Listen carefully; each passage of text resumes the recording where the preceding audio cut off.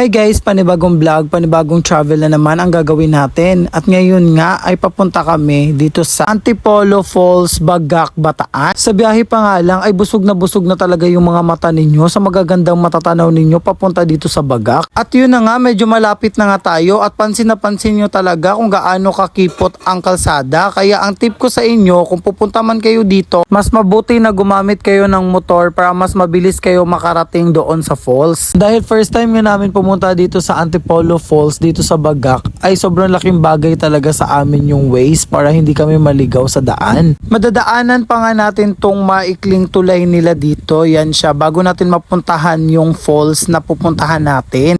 Excited na nga ako na makita yung falls nila dito. At yun na nga, malapit na tayo kasi nandito na tayo sa pinakadulo. Kasi meron ng gate. Yung gate na yan ang palatandaan na nandito na kayo sa Antipolo Falls dito sa Bagak. Pagbaba pa nga lang namin ay kitang-kita na talaga ang ganda nitong lugar na to at ang ganda ng nature dito. Sobrang excited na nga ako na makita yung falls nila dito. Pero pansin namin guys, medyo tuyo at walang tubig na umaagos dito sa kanilang falls ngayon. Dahil yata sa sobrang init ng panahon at hindi naman masyadong umuulan kaya walang tubig ngayon. May nakapagsabi nga sa amin na sobrang ganda daw talaga ng falls nila dito lalo na kapag maagos talaga ng malakas yung tubig nila dito sa falls. Dahil gusto ko nga makita ng malapitan yung falls nila dito ay halika kayo at samahan nyo ako. Habang pababa nga ako ay kitang-kita agad na kung gaano katuyo ang ilog na to at wala talagang umaagos na tubig. Pero okay lang yan. Importante naman ay nakapunta ako dito sa Antipolo Falls at sobrang appreciate ko talaga ang ganda nitong falls nila dito at nakaka-relax din sa mata kasi sobrang marami ding mga puno na nandito. At palagi din nating tatandaan na marami pang pagkakataon na pwede kaming makabalik dito at sana sa pagbabalik namin dito ay maabutan na namin na meron ng tubig dito sa falls na to at makita namin kung gaano kaganda at kung gaano ka relaxing at kung gaano kalamig ang tubig na nandito. Sa lahat nga na nakapunta na dito sa Antipolo Falls dito sa Bagak ay pwede nyo po bang i-share sa akin yung mga na-experience ninyo regarding dito sa falls nila at kung gaano ba kaganda itong falls nila kapag merong dumadaloy na tubig. At gusto ko sana makita yung mga picture ninyo. Aasahan ko po na isisend nyo yung mga picture ninyo dito sa comment section. Napapansin nyo ba na ganyan kahina ang agos ng tubig dito sa Apollo Falls? At yun na nga guys, hindi na kami nagtagal dito kasi may pupuntahan pa kaming ibang mga lugar at abangan ninyo ang mga panibagong mga vlog na gagawin ko dito sa Bagak, Bataan. Keep supporting me guys by following my page and kung hindi pa kayo nakaka-subscribe sa aking Facebook page, mag-subscribe na kayo. Marami pa akong mga travel vlog na gagawin dito sa Bataan. Kaya keep supporting me guys. Thank you so much for watching. Bye bye!